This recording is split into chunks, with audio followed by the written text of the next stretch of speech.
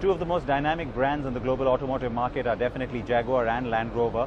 We keep hearing good news from these two brands, and why not? Because there has been a lot of momentum at both these manufacturers, and in terms of products, they've impressed us as well.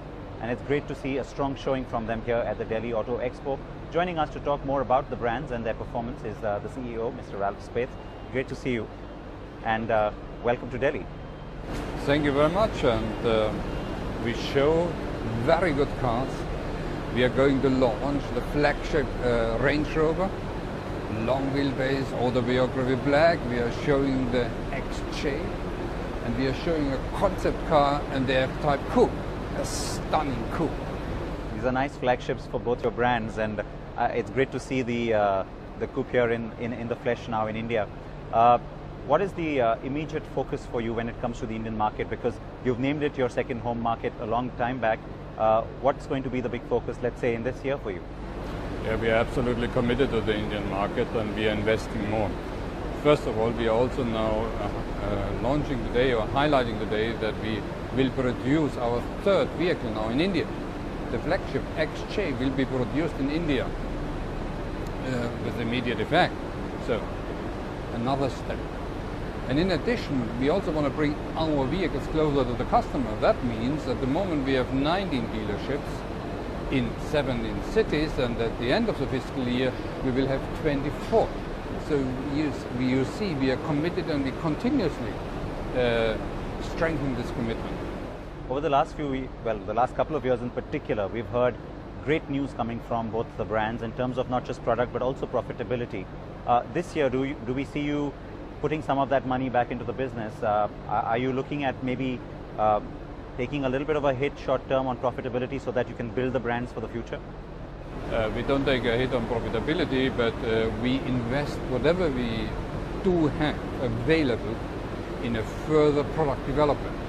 We spend over proportional in the product creation process in order to deliver these very special products to our special customers.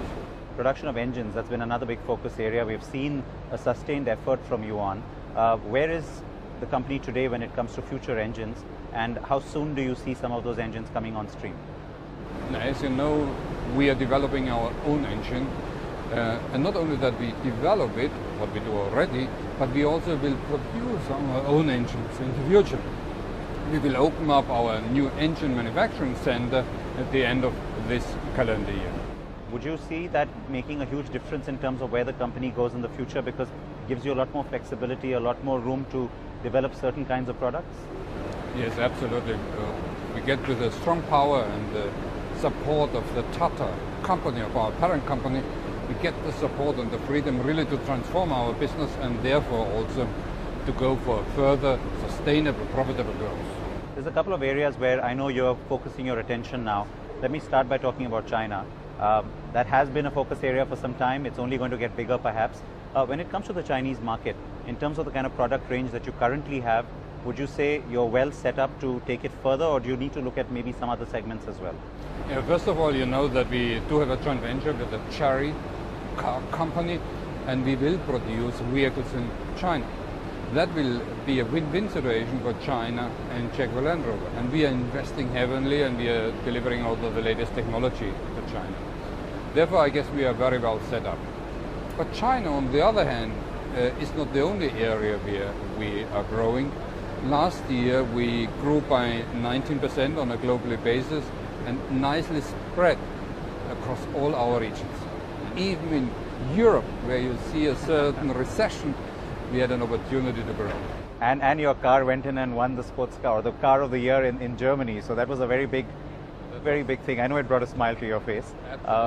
The other area which everybody is now anticipating, I know the British press has been driving you crazy with this one, is the compact sedan. Now, you've talked about the new aluminum architecture, and you've talked about where that takes you as a company.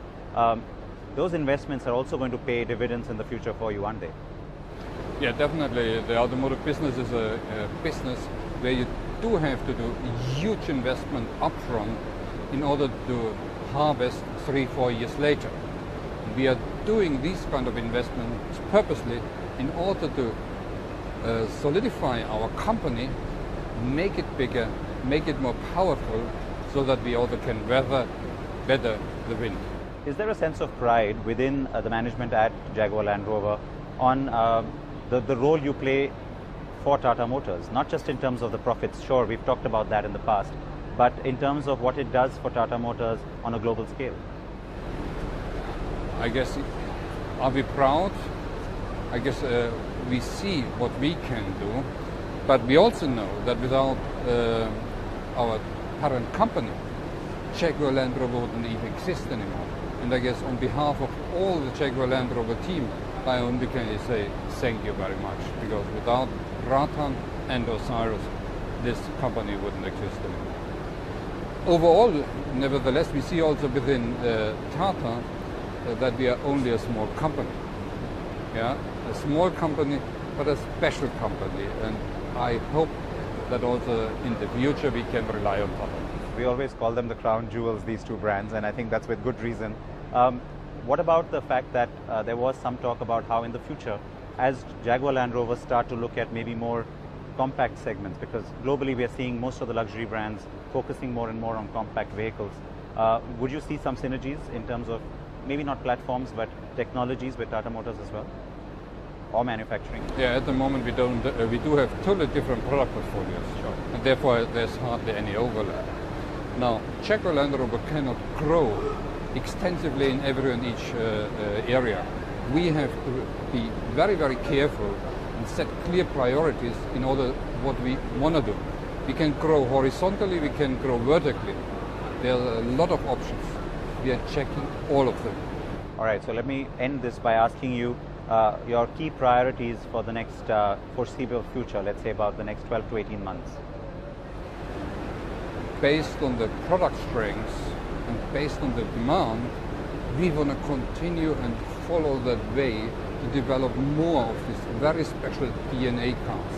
British cars with this very special styling and this award-winning engineering team behind.